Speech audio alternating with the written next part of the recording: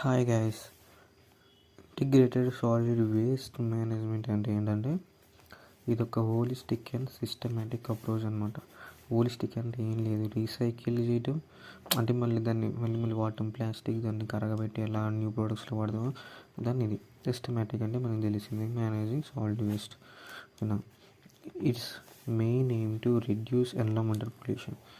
The integrated solid waste management అనేది main goal ఏంటంటే reduce environment pollution తగ్గియాలన్నమాట. ఓకేనా. And ensure economic and social benefits. మళ్ళీ social benefits చాలా వస్తాయి అన్నమాట.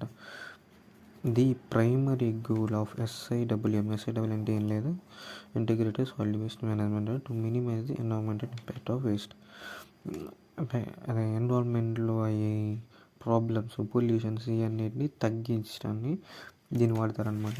ఇందులో కీ యాసెప్ట్స్ ఏంది, హోలిస్ట్ అప్రోచ్ అనమాట, తర్వాత సిస్టమేటిక్ కోఆర్డినేషన్, తర్వాత సస్టైనబుల్ ప్రాసెస్.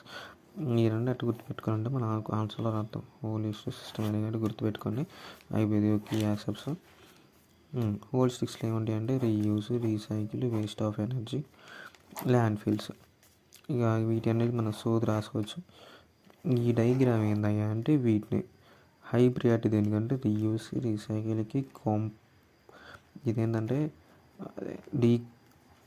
కంపోజ్ అనమాట. కంపోజ్ అంటే తెలిసిపోయింది, అదే ఆర్గానిక్స్ ఇవన్నీ డీకంపోజ్ చేయడానికి ఇక్కడ ఇదన్నమాట. ఇదేమో ఎనర్జీ. ఇప్పుడు జపాన్లో ప్లాస్టిక్ని కరిగించి ఎనర్జీ సోర్స్గా వాడుతుంది, అలాంటిదన్నమాట. ల్యాండ్ స్కేల్ అంటే లో ప్రియారిటీ. హై ప్రియారిటీ ఏంటంటే ఎన్విరాన్మెంటల్కి డిస్టర్బ్ అయ్యేవి వాటిని రీసైకిల్ చేసి మళ్ళీ న్యూ ప్రొడక్ట్స్ మార్చి వాటిని మోస్ట్ డిఫరెన్స్ ఏంటి లెస్ వీటికి.